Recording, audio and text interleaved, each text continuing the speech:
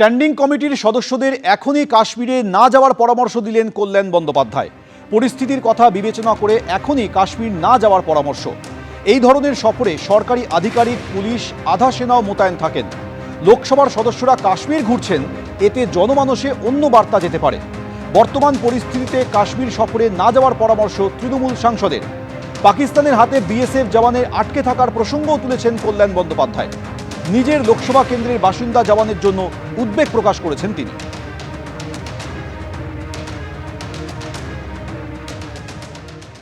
কোথায় লুকিয়ে থাকতে পারে জঙ্গিরা, কোথায় তারা আত্মগোপন করেছে?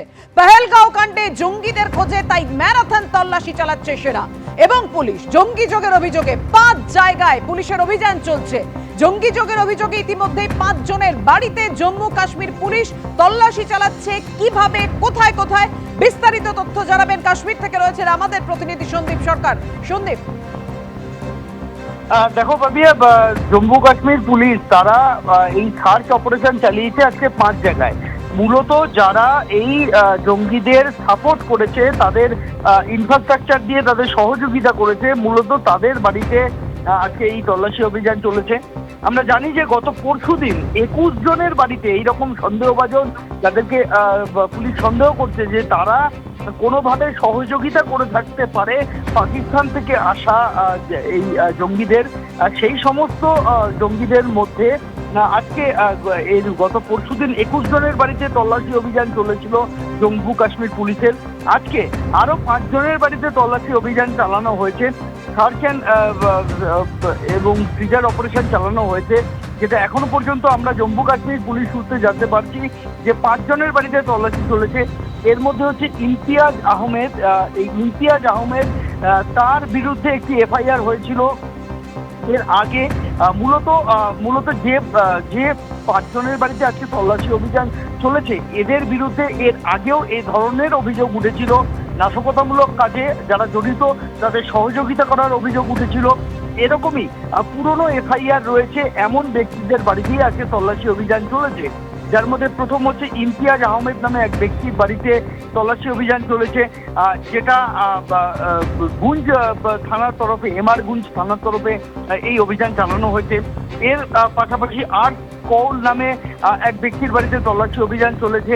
তার বিরুদ্ধে 2022 সালে একটি এফআইআর হয়েছিল। সবটাই কিন্তু ইউএটিএ থানায় মামলা রুজু হয়েছিল, অর্থাৎ দেশের বিরুদ্ধে ষড়যন্ত্রের যে ধারা, সেই মামলায় তাদের বিরুদ্ধে কিন্তু অভিযোগ এর আগেও রয়েছে। অন্য ঘটনায় তাদের বিরুদ্ধে অভিযোগ উঠেছে। আজকে এছাড়া এই আর্ট কল ছাড়া যেটা আমরা জানতে পারছি যে মুতেই জাহুর ভাট নামে এক ব্যক্তির বাড়িতে তল্লাশি অভিযান চালানো হয়েছে। বশিদ আশরাফ মালিক নামে একজনের বাড়িতে তল্লাশি অভিযান চালানো হয়েছে।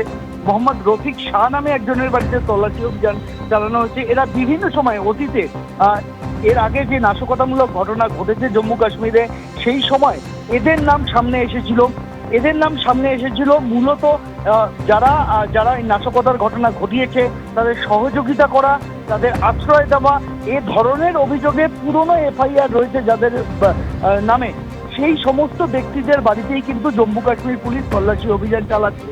জম্মু কাশ্মীর পুলিশের তরফ থেকে যেটা জানানো হয়েছে যে টেরোরিস্ট অ্যাক্টিভিটির সঙ্গে যুক্ত থাকা এবং তাদের সহযোগিতা করা এবং অ্যান্টি ন্যাশনাল কর্মকাণ্ডের সঙ্গে যুক্ত থাকার অভিযোগেই এই তল্লাশি অভিযান চলেছে। মূলত কি কি নথি সংগ্রহ হয়েছে, কি কি গুরুত্বপূর্ণ সূত্র পাওয়া গিয়েছে, সেটা পুলিশের তরফ থেকে এখনো সামনে আনা হয়নি। তবে গত পরশুদিন 21 জনের বাড়িতে, আজকে নতুন করে 5 জনের বাড়িতে এই তল্লাশি অভিযান চলেছে, এমনটাই জম্মু কাশ্মীর পুলিশ সূত্রে আমরা জানতে পারছি। কাবিয়া, ধন্যবাদ তোমায়।